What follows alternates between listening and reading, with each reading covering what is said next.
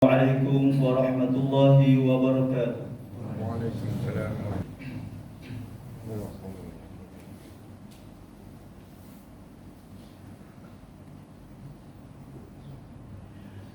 Alhamdulillah, alhamdulillahil qail, a'udzu billahi minasy syaithanir rajim.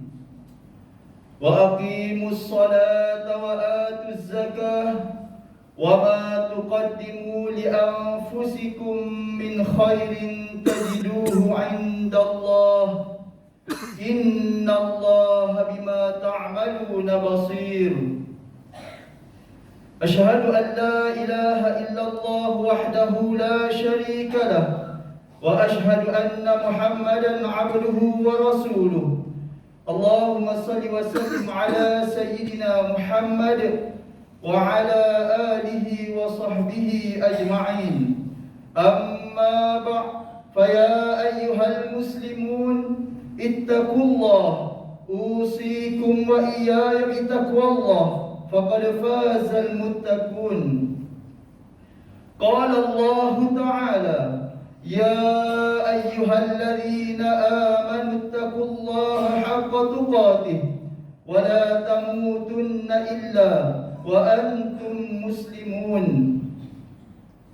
Hadirin jemaat yang dirahmati Allah sekalian, marilah kita bersama-sama meningkatkan ketakwaan kita kepada Allah Subhanahu wa taala dengan mematuhi segala suruhannya dan meninggalkan segala larangannya. Semoga kita mendapat kejayaan di dunia dan di akhirat. Marilah kita menghayati khutbah pada hari ini yang bertajuk Amalan zakat fitrah yang terbaik.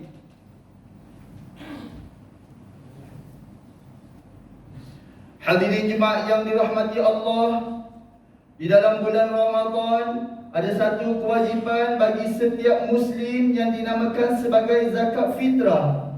Ia adalah wajib ke atas setiap orang Islam, sama ada merdeka atau maupun hamba sahaya, ke atas diri sendiri dan juga semua orang yang berada di bawah tanggungannya. Kewajipan zakat fitrah itu hanya datang setahun sekali, yaitu saat bermulanya Ramadan dan berakhir bila menjelang Idul Fitri. Ibnu Abbas radhiyallahu anhuma meriwayatkan bahawa farad Rasulullah sallallahu alaihi wasallam zakat al-fitri tahratan lis-shaimi minal lagwi war-rafasi wa tu'matan lil masakin.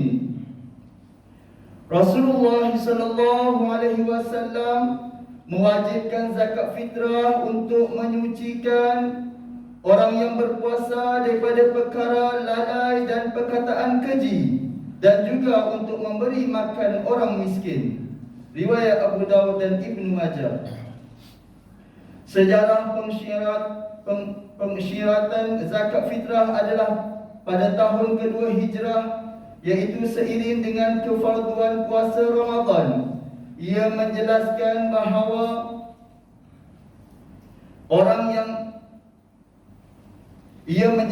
bahawa zakat fitrah mempunyai berkaitan yang sangat rapat dengan ibadah puasa. Orang yang dengan sengaja mengabaikan zakat fitrah, hakikatnya telah gagal menyamai benih takwa dalam dirinya. Sedangkan hikmah tertinggi puasa ialah mencapai sifat takwa dalam diri. Firman Allah Subhanahu wa taala dalam surah Al-Baqarah ayat 183. A'udzu billahi minasy syaithanir rajim.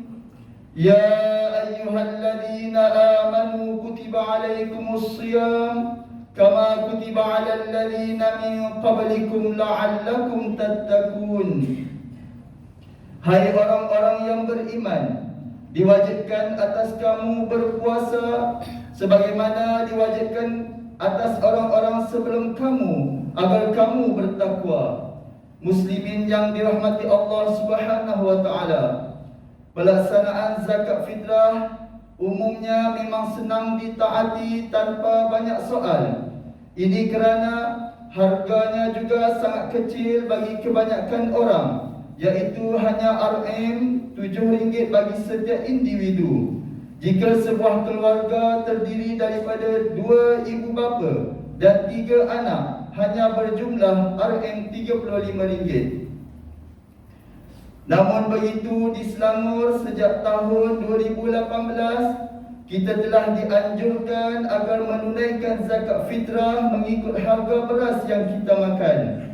Andai kita memakan beras yang mahal, maka kita digalakkan membayar harga fitrah sama RM14 atau RM21 seorang. Galakan ini bersesuaian dengan pengamalan para sahabat Nabi sendiri, sebagaimana yang disebut oleh Ibnu Umar radhiyallahu anhuma bahawa Nabi sallallahu alaihi wasallam bersabda, "Amaran Nabi sallallahu alaihi wasallam bi zakatil fitri sa'an min tamrin aw sa'an min sya'ir faj'ala an-nas idlahu muddain min aidlah." Rasulullah sallallahu alaihi wasallam memerintahkan kami supaya membayar zakat fitrah segantang tamar atau segantang barli. Maka orang ramai menyamakan segantang itu dengan 2 cupak hinta, iaitu gandum, makanan terbaik yang dimakan oleh mereka. Riwayat Al-Bukhari. Oleh itu, perbuatan mengeluarkan zakat fitrah mengikut harga beras yang dimakan hakikatnya adalah sangat baik dan lebih menepati roh zakat fitrah itu sendiri.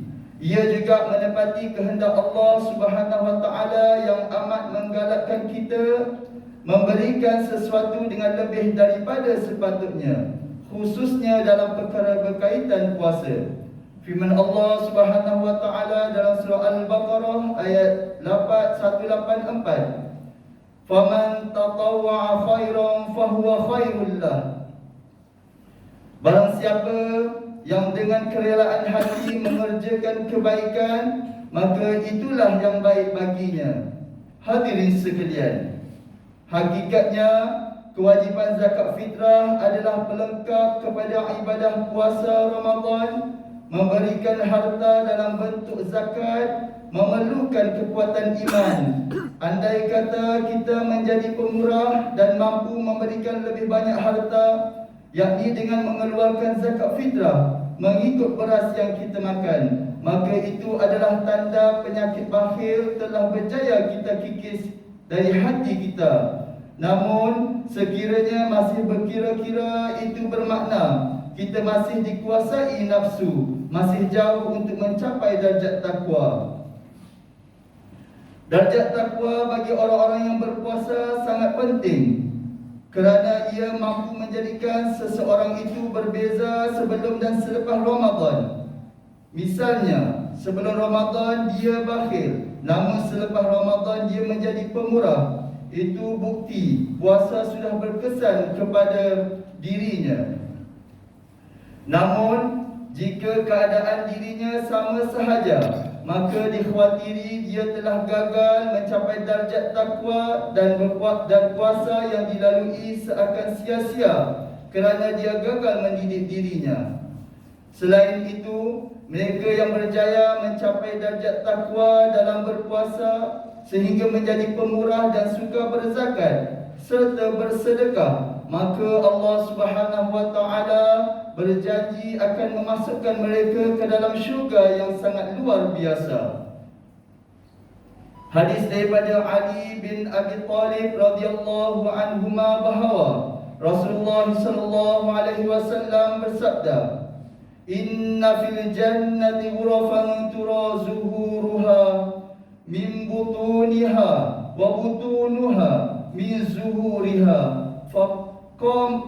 Faqama Arabi faqal, "Liman hiya ya Rasulullah?" Qala, "Liman ataba al-kalam wa at'ama at-ta'am wa adama as-siyam wa shalla al-layl wa lillahi bil-layl wan nas niyam."